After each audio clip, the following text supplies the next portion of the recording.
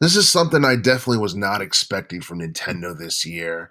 And I'm not necessarily upset about it, but I am pleasantly surprised that Nintendo has decided to release a sound clock. And it's something that's very unique because you don't see stuff like this from Nintendo very often. You don't see stuff like this from any video game company very often for that matter.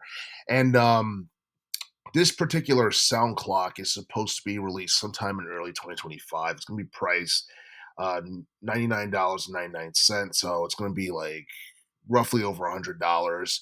And it's something that Switch Online members in America and Canada can buy right now in Nintendo Store. So I think this is something that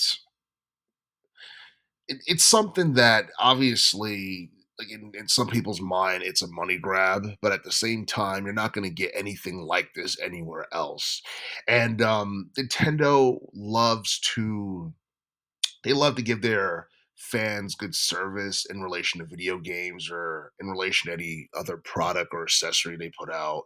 And honestly, I feel like this is something that Nintendo should have done like many years ago.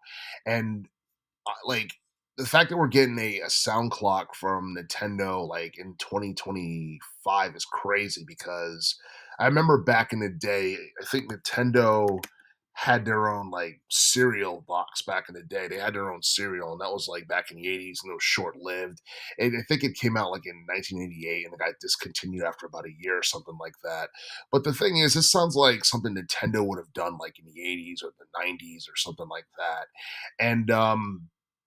And I do feel that this is something that like there's definitely like a group of people that would pay for this and they would be excited to have it because imagine being able to wake up like listening to different tunes from Mario or Zelda or Splatoon or anything like that. It sounds amazing. And I do feel like it's something that hardcore diehard Nintendo fans would be into and they would definitely go the extra mile to try and get their hands on. But apparently, like I've been reading like on Kotaku that pretty much it doesn't work well for couples and there's like issues with like the sensors in terms of distinguishing when two people are like sleeping well together and the fact that I think like there's issues with like detection and all that. So I feel that this was definitely designed for like virgins for the most part. It was definitely designed for like single people for the most part. And the thing is, if you're in a relationship, I mean, I doubt, you would have anything like that in your room because, it just that wouldn't make any sense or whatever. And yeah, I mean, I feel like, the Nintendo Sound Clock is something that honestly I think the price is a little bit, excessive. I mean, it's not too expensive, but it's not cheap. But at the same time, it's an alarm clock.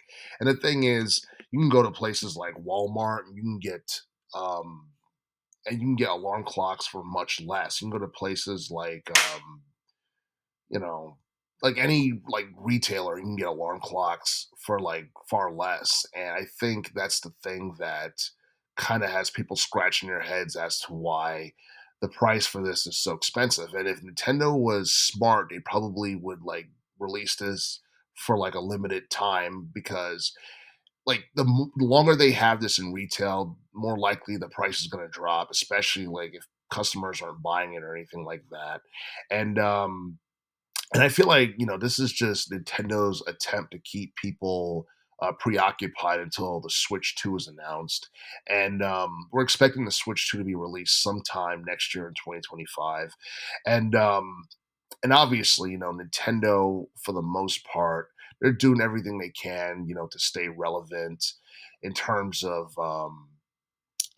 gaming news and in terms of trying to keep, their audience entertained until their upcoming releases, become a thing because we're still waiting for Metroid Prime 4. We're still waiting for the Switch 2. We know Mario Kart 9 is going to be coming out sometime in the future. We don't know exactly when. It might catch us by surprise next year. Who knows? But I feel like Nintendo's sound clock is something that's worth buying if you're a hardcore Nintendo fan, but if you're just a casual gamer, I don't think it's something that's worth spending $100 on.